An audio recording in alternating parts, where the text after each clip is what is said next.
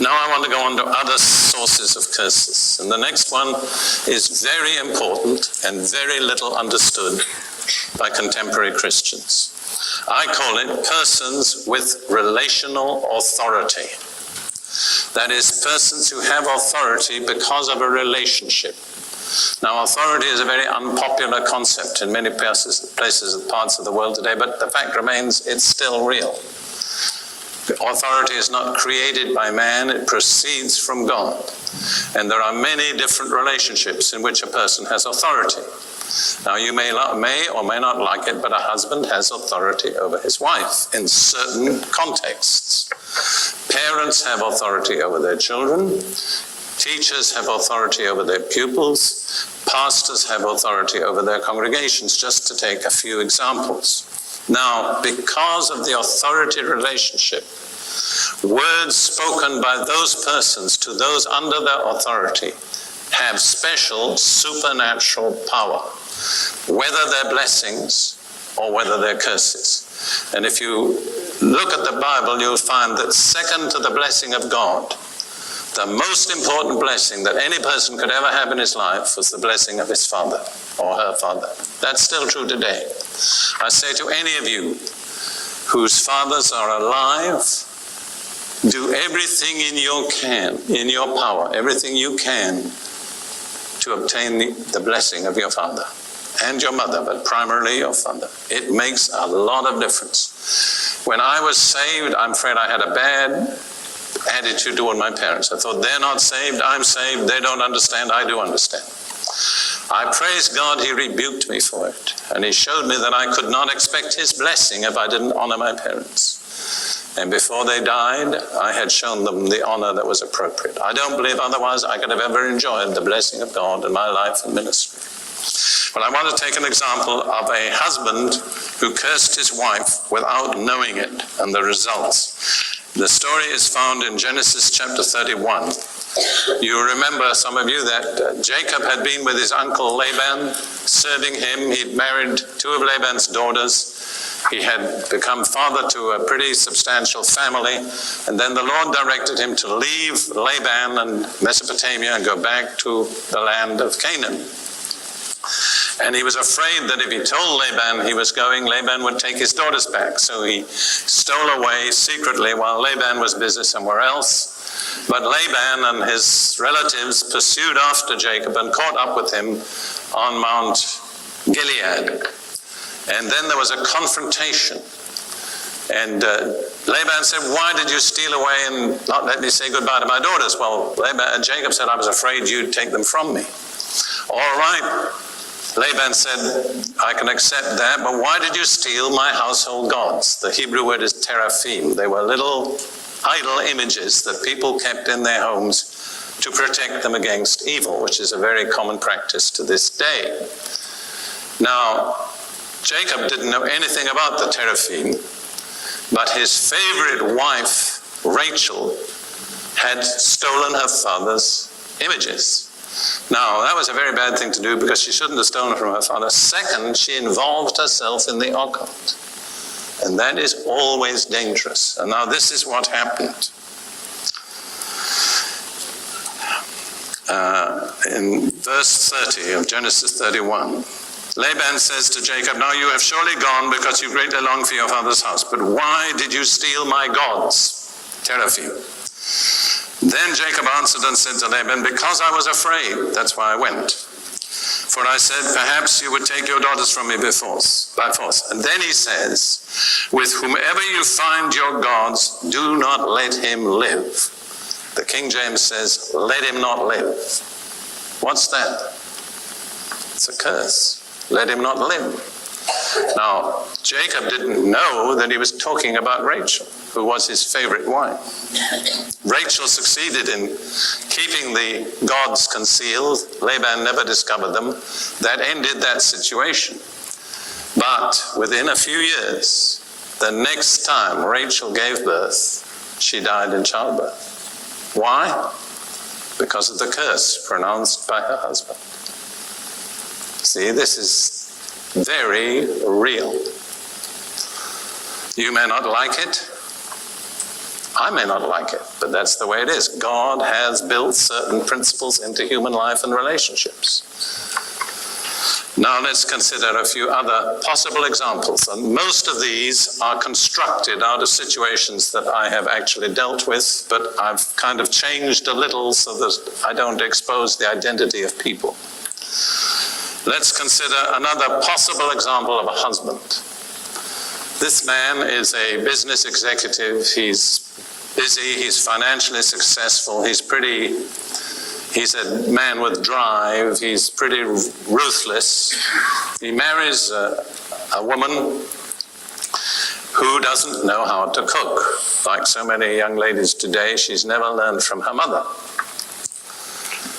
And for a long while he endures his wife's cooking, but then he just can't take any more. And he says, I'm sick of your cooking. You'll never learn to cook. And he probably says it many times. What is that? It's a curse. All right. What he doesn't realize is he's pronounced a curse on himself too. I'm sick of your cooking. So what happens? He gets indigestion. Doctors cannot find any cure for that indigestion. He suffers from it till he does.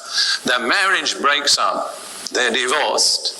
The wife is a talented woman. She can succeed in every area except one, the kitchen. That's right. When she goes into the kitchen, her body starts to shake, she gets all nervous, and she never can get it together. Why? Her husband's curse. Both of them endure that curse until they die. See? All right. Let's take a father. This is perhaps the commonest of all. A father has 3 sons. The first is the firstborn. Of course, he's always welcome. The third, the youngest, is brilliant. But the middle one is neither firstborn nor brilliant. And he has a lot of the same characteristics that his father has. Have you ever noticed when people are bad, and they're bad in the way that we're bad, we like to take it out on them rather than ourselves? Have you ever noticed that? Parents, if you pick on one of your children, it's probably the one that's most like you, if you knew it. What you're objecting to is what's in you that you don't like. Anyhow, so the father says to this second son, you'll never succeed. You'll always be a failure. You'll never make it. What's that? It's a curse. And I've dealt with many men in their 40s and 50s who were still struggling against words spoken by a father before they were teenagers. Or let's say the father has a daughter, 15. Like some young ladies are 15, she has acne. And the father has to drive her to school every day. And every day she's up there in the bedroom putting things on her pimples. And so she's late. And so the father gets exasperated. And one day he says, you'll never get rid of those pimples. You'll have pimples for the rest of your life. 15 years later, she's a married woman with children of her own, and she is still struggling with her acne. Why? Because of a curse. Or let's take a mother. And this is actually a real case that I've been dealing with, but I'll not give the identity. Her daughter always pleased her. She always did what she wanted. She was one of these manipulative, controlling mothers. But then the daughter fell in love with and married a man that the mother didn't approve of. And the mother said, you'll never make good. You'll always be struggling. You'll never have enough. I know the man. He's a gifted man. He's a capable man. But for at least a dozen years, that was true. It's only changed when I confronted them with the reality of the source of their problems, the mother's curse. Now, there's a new life opening up before them. Let's talk about teachers. A teacher has a pupil who can't spell. Maybe he's got what they call dyslexia. You know, you put the letters the wrong way around. You're silly. You're stupid. You just don't try hard. You'll never succeed. Now, no teachers shouldn't talk like that, but sometimes they do. And what's the result? A child, a boy or a girl, that never can make it in life. Ruth and I have a friend, a teacher said to her when she was a teenager, "You're shallow."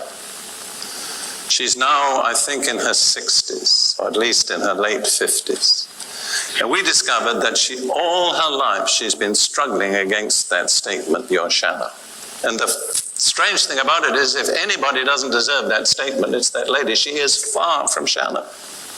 Do you see, there's authority behind those statements, and that makes them powerful. Usually speaking, there's a demonic element. Just show you one thing in James chapter 3, which is very important. James 3, verses 14 and 15. "But if you have bitter envying and self-seeking in your hearts, do not boast and lie against the truth. This wisdom does not descend from above, but is earthly, soulish, demonic." In other words, if your attitudes are wrong and your reactions are wrong and you speak, what's going to come out will have a demonic element in it. I've used this little picture. How many of you know what a whistling kettle is? I'm sure most of you do. All right. So you have this kettle on the stove and the water's getting hotter and hotter. And the moment the steam comes out, what else comes out? The whistle, that's right. The whistle is like the curse, you see. When the steam comes, the whistle comes. Now, there's only one way to prevent the whistle. What's that? Take the kettle off before it boils. So when, let's say, a parent or a teacher or a husband is getting more and more angry and frustrated and impatient, if you don't take that kettle off, the steam's going to come out and the whistle will come out with it. You'll say something cruel, hard, unkind, unjustified, and a curse will be released with it. See? Does that happen in our contemporary culture?